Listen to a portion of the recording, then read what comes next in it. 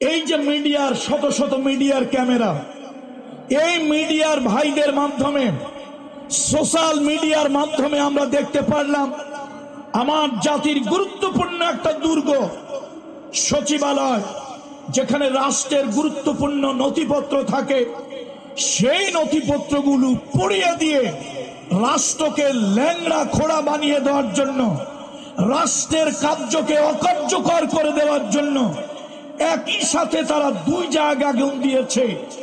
Electric short circuit যদি হয় তাহলে আগুন এক জায়গায় লাগবে, এক জায়গা থেকে ছড়িয়ে পড়বে চতুর্দিকে, কিন্তু একই সাথে ইলেকট্রিক শর্ট সার্কিট দুই দিকে আগুন একই সাথে লাগতে, তাহলে এই আগুন লাগেনি, আগুন কিছু উদ্দেশ্য প্রণোদিত কিছু শকুনেরা আগুন লাগিয়ে দিয়েছে। সুতরাং আপনারা কিন্তু, দেশ এখনো পুরোপুরি স্বাধীন হয় নাই। আমার দেশের আর্মি, আমার দেশের র্যাব, আমার দেশের পুলিশ প্রশাসন তারা চেষ্টা করতেছে, কিন্তু আওয়ামী লীগের অথবা সেই স্বৈরাচারী পতিত সরকারের দুই চারটা দোসর তো এখনো আছে।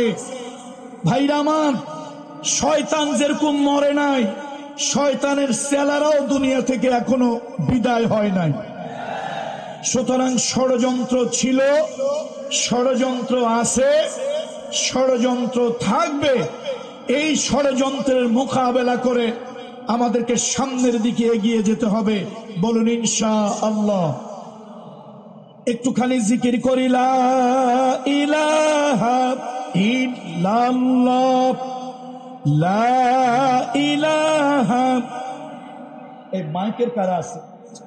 আপনার এই মাইক দিয়ে তো আলোচনা করতে পারবেন না। মাইক এক এক সময় এক এক দিকে যায়, মাইক এক এক সময় এক এক দিকে যায়। এখানে স্টেজে আওয়াজ আসতে হবে, না হলে তো বক্তা শাউটিং করে ওয়াজ করতে পারবেন। পাংখার বাতাস না, এখানে দুটো বক্সের ব্যবস্থা করেন স্টেজে। বক্তা শাউটিং করে ওয়াজ করতে হলে সে কথা বলতে পারবে না, কেউ পারবে না, কোনো বক্তা পারবে না, সম্ভব নয়। শান্তিতে বক্তা যদি কথা না বলতে পারে, বিশাল মাহফিল পণ্ড হয়ে যাবে, বিশাল মাহফিল নষ্ট হয়ে যাবে। কথা একবার এদিকে একবার ওদিকে যাচ্ছে।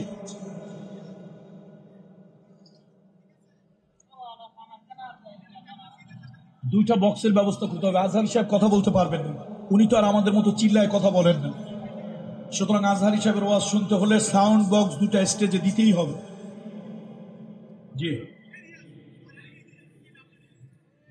আমি মনে করি আজহারি সাহেব আসার আগেই মাহফিলের সাউন্ড সিস্টেম ভালো হওয়া দরকার। আমরা চিল্লায় চিল্লায় কথা বলতেছি, আসলে চিল্লাইয়া মার্কেট পাওয়া যায় না। চিল্লাইয়া কি পাওয়া যায় না? মার্কেট পাওয়া যায় না। এই জন্য শান্তভাবে কথা বলতে হবে, আর শান্তশিষ্টভাবে কথা বলতে গেলে সাউন্ড সিস্টেমটা সুন্দর হতে হবে। আজকে সারা দুনিয়ায় মুসলিম মিল্লাতের ভিতরে এক নব জাগরণ আসতেছে। আমাদের নতুন জেনারেশন ইসলামের দিকে ঝুঁকে পড়তেছে। এদেশের তাগুত বাতিল শক্তি এটা কোনোভাবেই মেনে নিতে পারছে না। তাম দুনিয়ার মুসলমানদেরকে, যুব সমাজকে দিন থেকে দূরে রাখার জন্য, দিন থেকে মাহরুম রাখার জন্য, তাদেরকে ইসলাম থেকে অন্য মতাদর্শের দিকে ঝুঁকিয়ে দেওয়ার জন্য তাম দুনিয়ার বাতিল শক্তিগুলি নানান ধরনের চক্রান্ত, নানান ধরনের ষড়যন্ত্র তারা করতেছে। এই ষড়যন্ত্রের মোকাবেলায়, এই চক্রান্তের মোকাবেলায় আমাদেরকে দিন ইসলামকে বিজয়ী করতেই হবে। কথা ঠিক কিনা বলুন? দিন ইসলামের বিজয় আমরা কারা কারা চাই? আবেগ দিয়ে কি দিন ইসলামের বিজয় হবে? আবেগ দিয়ে নয়, বিবেক দিয়ে কাজ করতে হবে। বাতিলের মোকাবেলায় মুসলমানদের শক্ত দুর্গ গড়ে তুলতে হবে, তাহলেই আল্লাহর দ্বীনকে এই দুনিয়ার ভিতরে বিজয় করা সম্ভব হবে। পৃথিবীতে যত মতাদর্শ আছে, সব মতাদর্শের উপরে ইসলামকে বিজয় করার জন্যই আল্লাহ তাআলা ইসলামকে পৃথিবীতে পাঠিয়েছেন। আল্লাহ তাআলা ইসলামকে দিয়েছেন দুনিয়ার, রাসূলুল্লাহ সাল্লাল্লাহু আলাইহি ওয়াসাল্লামকে দ্বীন ইসলাম দিয়েছেন সকল মতবাদ, সকল মতাদর্শের উপরে বিজয় করানোর জন্য। দুর্ভাগ্য, খোলাফায়ে রাশেদার পরে সারা দুনিয়ায় মুসলমানদের শাসন ব্যবস্থা যেখানে ছিল সেটাও বাতিলেরা বিতর্কিত করার চেষ্টা করেছে, এবং এর ফলশ্রুতিতে উসমানী খেলাফতের মাধ্যমে সারা দুনিয়ায় মুসলিম খেলাফতের বিলুপ্ত হয়েছে। আবার নতুন করে সময় এসেছে, আমরা স্বপ্ন দেখতেছি সালাউদ্দিন আইয়ুবী আমাদের ভিতরে আবার আসুক, তিতুমির আবার আসুক, হাজী শরিয়াতুল্লাহ আসুক, হাজী ইমদাদুল্লাহ মুহাজির মক্কি আসুক, শাহ ওয়ালিউল্লাহ মুহাদ্দিস দেহলভী আবার আমাদের ভিতরে আসুক। একটা নব জাগরণ তৈরি হোক, সারা দুনিয়া, আগামীর দুনিয়া যেন ইসলামের দুনিয়া হয়, আমরা যেন তার মুজাহিদ হিসাবে, সৈনিক হিসাবে যেন কাজ করতে পারি। বন্ধুরা আমার, যদি আমাদেরকে ইসলাম বিজয়ী করতে হয় তাহলে ভূমিকা যুবকদেরকে নিতে হবে। ভূমিকা কাদেরকে নিতে হবে? জোরে বলেন, ভূমিকা কাদেরকে নিতে হবে? যুব সমাজকে ভূমিকা নিতে হবে। আজকে এই জনসমুদ্রের দিকে তাকায় দেখেন, বুড়া মানুষ বেশি না জুয়ান মানুষ বেশি? যুবক মানুষেরা বেশি। আমাদের দরকার 2024 সালের 36 জুলাই, দ্যাট মিনস 5ই আগস্ট, জাতির প্রেক্ষাপট পরিবর্তন কারা করেছে? বুড়া মানুষ না যুবকেরা? দেখেন না, বড় বড় দলগুলি তারা দীর্ঘদিন চেষ্টা করেও কিছু পারে নাই, শেষ পর্যন্ত এই গুড়া ফোলাফাইন। কারা বলেন তো, কারা? এই গুড়া ফোলাফাইন, এই গুড়া ফোলাফাইন দিয়ে আল্লাহ তাআলা জাতিকে একটা বিজয় দিয়ে দিল। এখন এই বিজয়টাকে ইসলামের দিকে নিতে হবে। আমি জানি এদেশের বামপন্থী, রামপন্থীরা, এদেশের মুসলমানের ঘরে কিছু কুলাঙ্গার সন্তান আছে যারা অন্যান্য মতবাদ সহ্য করতে পারে কিন্তু ইসলাম সহ্য করতে পারে না। এই মুসলমানের ঘরের কুলাঙ্গার গুলোর কারণে আজকে ইসলাম পৃথিবীতে বিজয় হতে পারছে না। ইসলাম প্রতিষ্ঠা হওয়ার জন্য অমুসলিমেরা বড় বাধা নয়। ইসলাম প্রতিষ্ঠার জন্য মুসলমানের ঘরের কিছু সন্তান হচ্ছে সব থেকে বড় বাধা, বড় প্রতিকূলতা। সুতরাং আজকে এই মাহফিল থেকে, আজকের এই মাহফিলে যেন শোডাউন না হয়, আজকের মাহফিল যেন শুধু শোডাউন না হয়, আজকের মাহফিল যেন একটা মেসেজ, একটা বার্তা নিয়ে যেন যার যার বাড়ি ফিরে যায়। আমরা প্রত্যেকে নিজের অঙ্গনে দায়িত্বশীল। আলা কুল্লুকুম রাইন, আলা কুল্লুকুম রাইন ওয়া কুল্লুকুম মাসউলুন আন রাইয়াতিহি। তোমরা প্রত্যেকেই নিজ নিজ জায়গায় একজন দায়িত্বশীল, একজন অভিভাবক। প্রত্যেকের নিজ নিজ জায়গার অভিভাবকত্ব সম্পর্কে আল্লাহ সুবহানাহু ওয়া তাআলা কিয়ামতের আদালতে, আল্লাহর আদালতে, কিয়ামতের ময়দানে আল্লাহ তাআলা জিজ্ঞেস করবেন।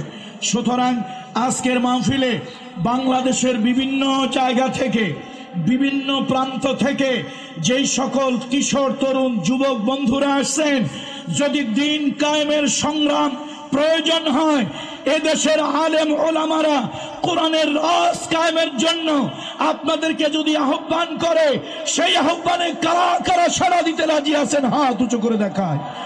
লিল্লাহে তাকবীর, লিল্লাহে তাকবীর। বন্ধুরা আমার, আমার দেশে বিভিন্ন ধর্মের লোক এই বাংলাদেশে আছে। এই বাংলাদেশে হিন্দু আছে, বৌদ্ধ আছে, খ্রিস্টান আছে, কিছু মাইনরিটি জনগোষ্ঠী আছে। আমরা তাদের উদ্দেশ্যে বলতে চাই, আজকের এই মিডিয়াকে সামনে রেখে, ইসলাম প্রতিষ্ঠা হলে এ দেশের মেজরিটি পার্সেন্ট নাগরিক মুসলমান, তাদের জন্য যদি ইসলাম রাষ্ট্রীয়ভাবে প্রতিষ্ঠা হয়, কোরআনের আইন যদি কোনো এই সমাজে কায়েম হয়ে যায়, তাহলে আমি বলবো সব থেকে বেশি উপকৃত হবেন আমার অমুসলিম ভাই বোন বন্ধুরা। তারা সব থেকে বেশি উপকৃত হবেন, তারা নিরাপত্তা লাভ করবেন।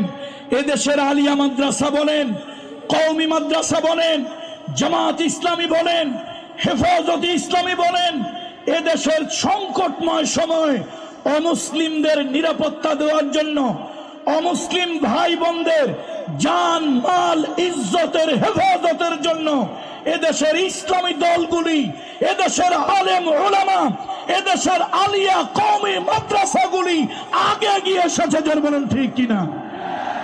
সুতরাং ইসলাম প্রতিষ্ঠা যদি হয়, কোরআনের রাজ যদি কায়েম হয়, অমুসলিম ভাই বোনদেরকে মিডিয়ার মাধ্যমে জানিয়ে দিতে চাই, আপনারা সব থেকে বেশি নাগরিক অধিকার ভোগ করবেন, মানবিক অধিকার ভোগ করবেন।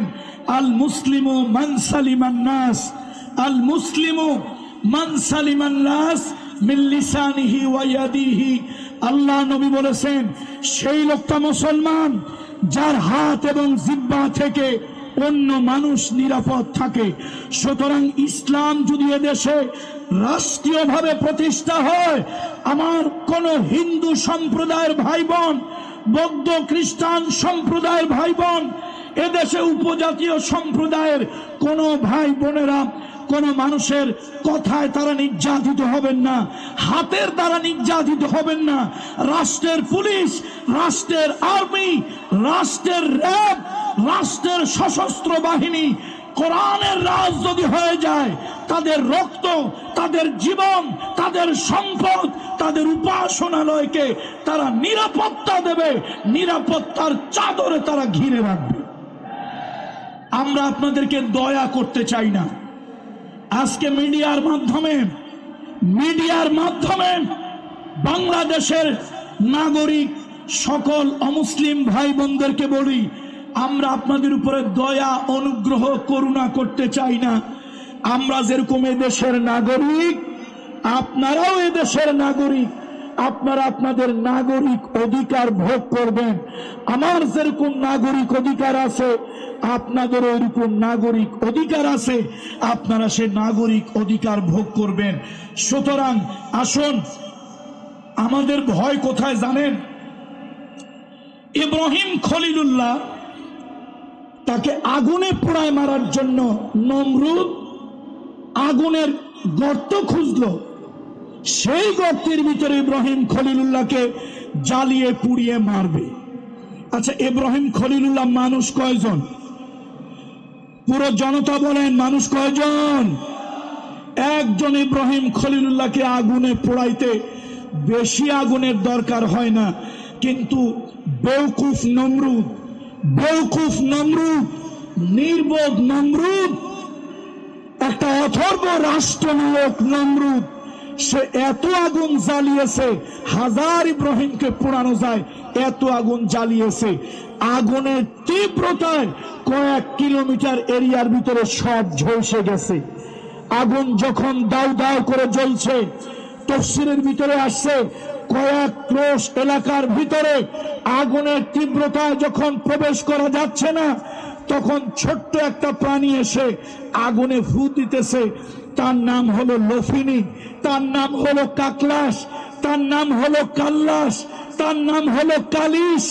এই কালিশ, এই কাকলাস, এই লফিনী হাজার হাজার মানুষ পোড়ায় মারা যায়। এই তীব্র আগুনে কেউ সে ফু দিয়া আরো তীব্র বানাতে চাচ্ছে। এই লক্ষ জনতার কাছে আমার প্রশ্ন বিবেকের কাছে, আচ্ছা বলেন তো, একটা, 10টা, 1000, 1 লক্ষ, 1 কোটি কালিশ, কাকলাস, লফিনী যদি ফু দেয়, তাহলে আগুনের ছাতার মাথা কিছু টের পাবে? 1 ইঞ্চি আগুন বাড়বে? এক জাররা আগুন বাড়বে না। কিন্তু এই লফিনি ফু দিয়েছে নমরুদের পক্ষে, ইব্রাহিম খলিলুল্লাহর বিপক্ষে, আল্লাহর পয়গম্বরের বিপক্ষে, সত্যের বিপক্ষে, আর জালিম স্বৈরাচারী নমরুদের পক্ষে। পক্ষান্তরে একটা নিরীহ প্রাণী, নিরীহ একটা প্রাণী, নাম হলো ব্যাঙ। এই ব্যাঙ এসে প্রস্রাব করে দিয়েছিল। আচ্ছা, আপনাদের কাছে আমার প্রশ্ন, একটা ব্যাঙের প্রস্রাব কতটুক ভাই? কয় কেজি, কয় মন? একটা ব্যাঙের প্রস্রাব জাররা পরিমাণে হবে, সামান্যতম হবে। সেই এক ফোঁটা প্রস্রাব, এক জাররা প্রস্রাব ব্যাঙ প্রস্রাব করেছিল এই আশা, এই নিয়াত যে ইব্রাহিম খলিলুল্লাহর জন্য জ্বালানো আগুন নিভে যাক, আগুনের তীব্রতা কমে যাক। হাজার লক্ষ কোটি ব্যাঙ এক জায়গা হয়ে প্রস্রাব করলেও আগুনের কোনো আপনার উপকার হবে না, আগুন নিভবে না। কিন্তু ব্যাঙ সে ইব্রাহিম খলিলুল্লাহর পক্ষে, ইব্রাহিম খলিলুল্লাহর পক্ষে, নমরুদের বিপক্ষে ভূমিকা নিয়ে আগুনের দিকে প্রস্রাব করেছিল। আজকে দুঃখ লাগে মুসলমানের ঘরে, মুসলমানের ঘরে বিভিন্ন রাজনৈতিক দলের নামে এরকম কাল্লাসের মতো, কাকলাসের মতো, লফিনের মতো, কালিশের মতো কিছু কুলাঙ্গার সন্তান মুসলমানের ঘরে আছে, যারা ফু দিয়া ইব্রাহিমের আগুন বাড়িয়ে দিতে চায়। জোরে বলুন ঠিক কিনা? সুতরাং দিন কায়েমের কথা যখনই আসে, কোরআনের বিধান কায়েমের কথা যখনই আসে, এ জাতিকে যখন ইসলাম বিজয়ের কথা যখনই আসে, মুসলমানের ঘরের এরকম কুলাঙ্গারেরা, দু একটা কুলাঙ্গারেরা তখন বাধা হয়ে দাঁড়ায়, তখন তারা প্রতিবন্ধকতা হয়, তারা নানান ধরনের অজুহাত খোঁজে। এই মাঠে আমি বলেছিলাম, এই মাঠে আমি বলেছিলাম, ইমানদারের হাত কয়টা ভাই? ইমানদারের হাত কয়টা? দুইটা, ডান হাত, বাম হাত। মুনাফিকের হাত হলো তিনটা, ডান হাত, বাম হাত। সব কথার মাঝখানে ঢুকায় দেয় এক হাত, তার নাম অজুহাত। সুতরাং এই সমাজে এই মুনাফিক মার্কা কিছু তথাকথিত নামধারী মুসলমান আছে। দিন প্রতিষ্ঠার কথা হলেই তারা বাম হাত ঢুকায় দেয়, অজুহাত ঢুকায় দেয়, নানান ধরনের কথা বলে। সুতরাং আমি আজকের এই পেকুয়ার মাহফিলের মাধ্যমে আমি বলবো, আবেগ দিয়ে আর কাজ হবে না। এর জাতিকে শান্তি দিতে হলে, চোরের হাত থেকে রক্ষা করতে হলে, ডাকাতের হাত থেকে জাতিকে রক্ষা করতে হলে, এদেশে অর্থ পাচারকারীদের হাত থেকে জাতিকে মুক্ত করতে হলে, হিন্দু, বৌদ্ধ, খ্রিস্টান, মুসলমানদেরকে শান্তি, নিরাপত্তা দিতে হলে আল্লাহর কোরআনের আইন, ইসলামের বিধান ছাড়া অন্য আর কোন রাস্তা নাই। জোরে বলেন ঠিক কিনা? সুতরাং আমরা এই জাতির নিরাপত্তা চাই, শান্তি চাই, কল্যাণ চাই। দেখেন না, চোরেরা পাচার করবি তো কর, লক্ষ কোটি কোটি টাকা বিদেশে এক এক চোর পাচার করেছে, হাজার হাজার কোটি টাকা, হাজার হাজার কোটি টাকা। কোরআনের শাসন যদি থাকতো, এই চোরেরা কি এত টাকা পাচার করতে পারত? এত টাকা পাচার করা সম্ভব হতো? এত টাকা পাচার করা সম্ভব হতো না, এত টাকা পাচার করা সম্ভব হতো না। কোরআনের বিধান না থাকার কারণে, হকের বিধান না থাকার কারণে, সত্য প্রতিষ্ঠা না থাকার কারণে এই জালিমেরা দেশের মানুষের অধিকার নিয়ে ছিনিমিনি খেলতে সাহস পায়। আমার কথা হলো, কোরআনের আইন চলবে। কোরআনের আইন যদি চলে, নাগরিক তার নাগরিক অধিকার পাবে। রাষ্ট্রের একজন সাধারণ গরিব হিন্দু, রাষ্ট্রের একজন সাধারণ গরিব খ্রিস্টান, রাষ্ট্রের একজন সাধারণ গরিব উপজাতি, সে তার নাগরিক অধিকার পাবে। তার কারণ হলো কোরআনের আইন যদি প্রতিষ্ঠা হয়, কোরআনের রাজ যদি প্রতিষ্ঠা হয়, কোরআন জানিয়েছে ওয়া আকসিতু ইন্নাল্লাহা ইউহিব্বুল মুকসিতিন, ওয়া আকসিতু ইন্নাল্লাহা ইউহিব্বুল মুকসিতিন। সুবিচার করো, সুবিচার করো, ন্যায় বিচার করো, ইনসাফ করো। আল্লাহ তাআলা সুবিচারকে, ন্যায় বিচারকে, ইনসাফকে পছন্দ করেন। আল্লাহ তাআলা সুবিচার, নাগরিক তার নাগরিক অধিকার পাবে না যখন তার দেশের ভিতরে সুবিচার না থাকবে। বন্ধুরা আমার, দলীয়করণ, আত্মীয়করণ ইসলামে নাই। মুহাম্মদুর রাসূলুল্লাহ সাল্লাল্লাহু আলাইহি সাল্লাম মদিনায় একটা রাষ্ট্র প্রতিষ্ঠা করলেন, রাষ্ট্র প্রতিষ্ঠা করলেন। আল্লাহর হাবিবের একজন সাহাবী নবীজির কাছে এসে বলল, ইয়া রাসূলুল্লাহ, আপনি মদিনায় রাষ্ট্র, ইসলামী রাষ্ট্র প্রতিষ্ঠা করেছেন, এই রাষ্ট্রে আমাকে একটা চাকরি প্রদান করুন। আল্লাহ রাসূল ফাদরাবা আলা মানকিবি, নবীজি তার ঘাড়ের উপরে থাপ্পড় মারলেন। আর নবীজি রাগ হয়ে বললেন, ইন্নাহা লা আমানাতুন, শোনো, এটা একটা আমানত। রাষ্ট্রের চাকরি, রাষ্ট্রের চাকরি, রাষ্ট্রের দায়িত্ব একটা আমানত। এই আমানত যার তার কাছে দেওয়া যায় না, যেই সেই ব্যক্তির কাছে রাষ্ট্রের আমানত দেওয়া যায় না। আজকে দুর্ভাগ্য, দুর্ভাগ্য, রাষ্ট্র যখন যারা চালান তারা দলীয়করণ, আত্মীয়করণ, স্বজন প্রীতি এমন ভাবে করে যে রাষ্ট্রের বড় বড় গুরুত্বপূর্ণ পদের ভিতরে কিছু অযোগ্য, অথর্ব, অকর্মণ্য কিছু লোকজন রাষ্ট্রের উঁচু উঁচু পদে তারা সব পদগুলি দখল করে নেয়।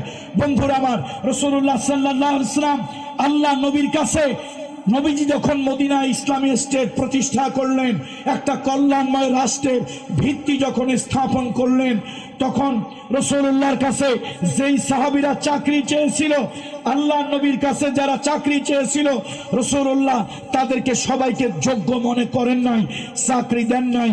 আল্লাহ নবী বলেছেন, শোনো, কিয়ামতের ময়দানে রাষ্ট্রের এই দায়িত্বটা যদি ঠিকভাবে আদায় করতে না পারো, আল্লাহর আদালতে খেয়ানতকারী হিসাবে, কিয়ামতে বিচার দিবসে খেয়ানতকারী হিসাবে উঠবে।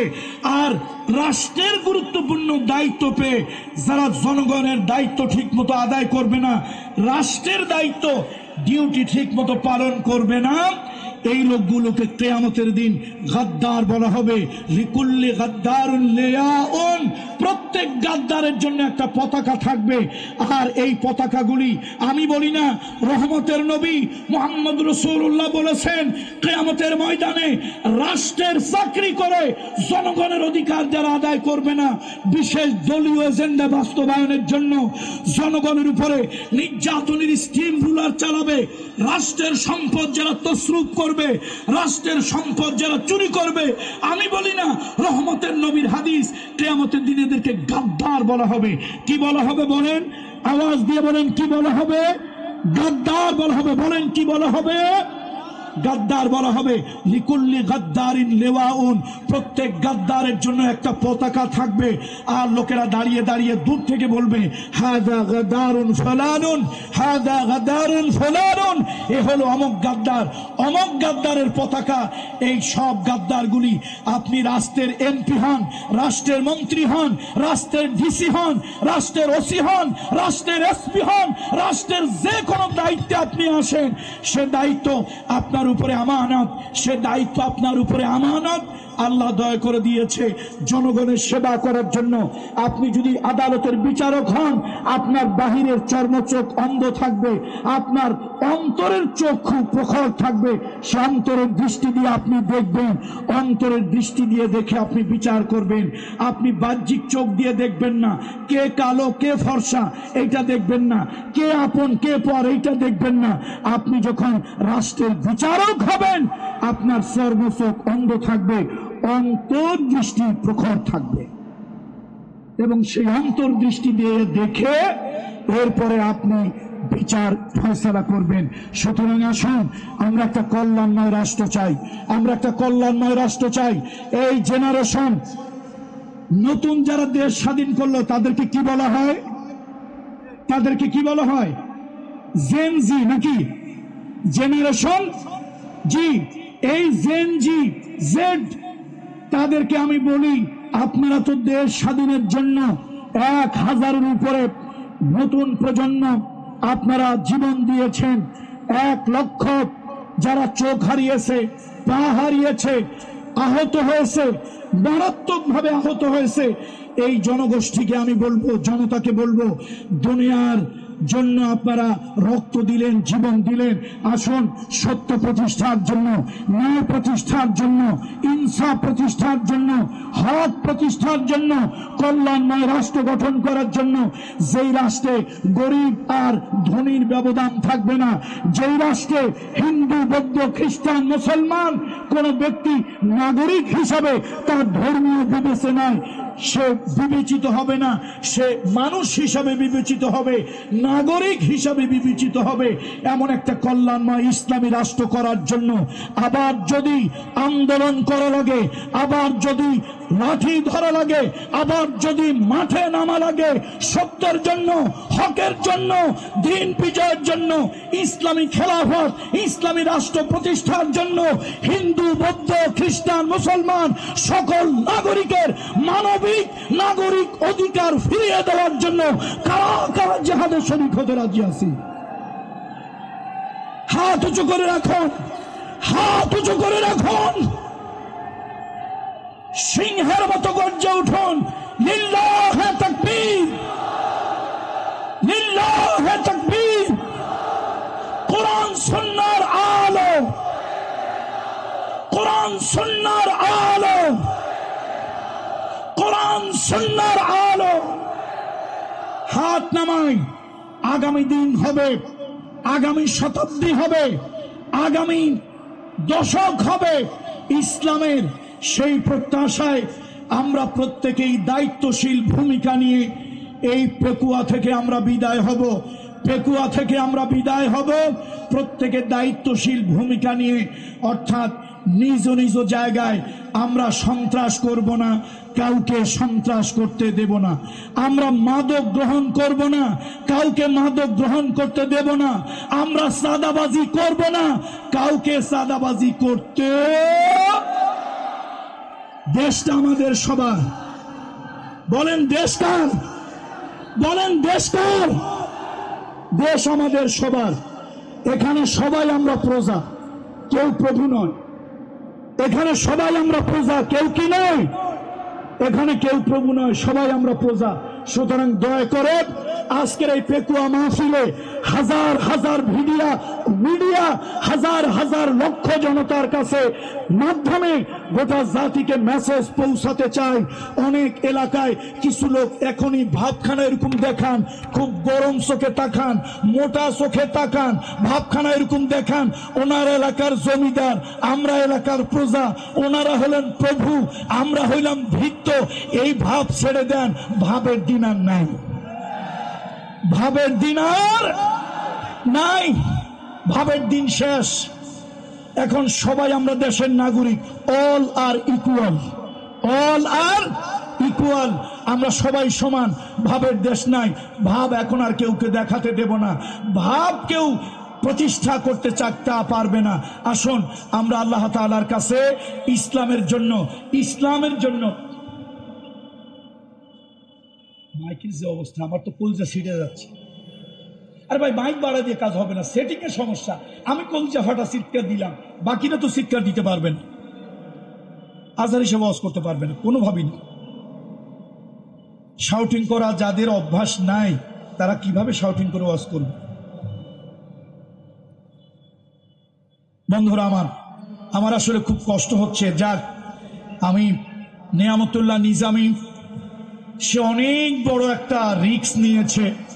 আলহামদুলিল্লাহ, পেকুয়া সমাজ উন্নয়ন পরিষদ এবং মরহুম মাওলানা শহীদুল্লাহ স্মৃতি সংসদ, এদের যৌথ প্রচেষ্টায় নিয়ামতুল্লাহ নিজামী অনেক বড় একটা শেষ দুঃসাহস, সাহস না, এটাকে কি বলে, দুঃসাহস দেখিয়েছে। আল্লাহ তাআলা তাকে কবুল করুন, বলেন আল্লাহুম্মা আমিন। যে কোনো কাজ করতে গেলে তার মধ্যে কিছু সুবিধা অসুবিধা থাকে। আর টেকনোলজি যেখানে আছে, অ্যাডভান্টেজ ডিসঅ্যাডভান্টেজ, টেকনোলজি যেখানে আছে সেই টেকনোলজির সুবিধা আছে, অসুবিধা আছে, উপকারিতা আছে, অপকারিতা আছে। সুতরাং এই প্রোগ্রাম, বিশাল প্রোগ্রাম সাজাতে গিয়ে হয়তো সাউন্ড সিস্টেমটা যেইভাবে হওয়ার কথা ছিল, মুফতি কাজী ইব্রাহিম সাহেব, আমি যতটুকু জানি উনি শান্তভাবে কথা বলতে পারেননি। তারপরে আমাদের শেখ জসিমউদ্দিন রহমানী সাহেব, তিনিও খুব শান্তিতে কথা বলতে পারেনি। আব্দুল হাই সাইফুল্লাহ সাহেবের কাছে আমি জিজ্ঞেস করি নাই কেমন কথা বলেছেন, আমি নিজে বুঝতেছি আমার কলজার অর্ধেক ছিঁড়ে গেছে।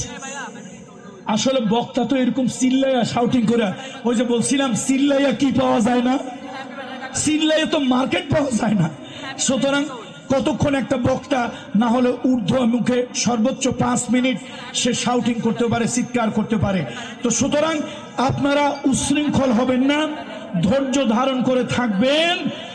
আগামী বছর, এবছর যা হয়ে গেছে, ইল্লা মা কদ সালাফ, ইল্লা মা কদ সালাফ, আল্লাহ কয় পাশে যা গেছে গেছে, past is past, past is past, যা গেছে গেছে।